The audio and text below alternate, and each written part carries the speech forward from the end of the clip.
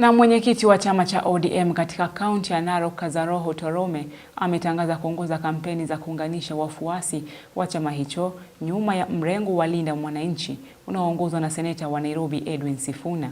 Torome amedai kuwa mrengo wa Sifuna ndio unaozingatia misingi ya marehemu Raila Odinga ikilinganishwa na kundi la Linda Ground linaloongozwa na seneta wa Siaya Oburu Odinga, huku mwenzake James Torome akitoa wito kwa viongozi wa kidini kuliombea taifa kuelekea uchaguzi mkuu ujao.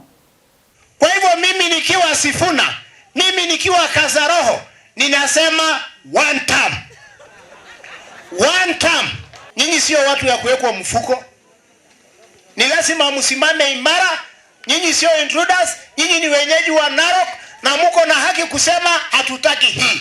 Mimi nakuja na Sifuna na Reggie Ngare. Ule atamesa wembe, amese mchana.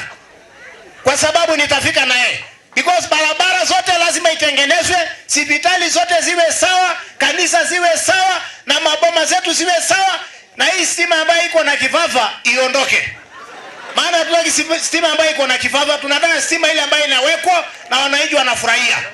Chama cha ODM haiwezi wekwa mfuko.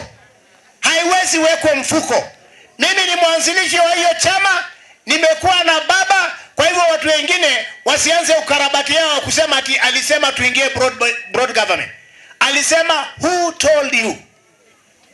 Who told you? Kwa hivyo bado ninajua vile tulizungumza. Kwa hivyo nataka kusema chama cha ODM tutasimama na Sifuna na Orengo na Ososi na Babu Owino na wengine. Wale wengine wako na ukarabati yao watembee salama, wanaenda nyumbani. Tufanye siasa ya amani. Walio vitini tuwape nafasi wafanye kazi. 2027 kila mtu atajiamulia.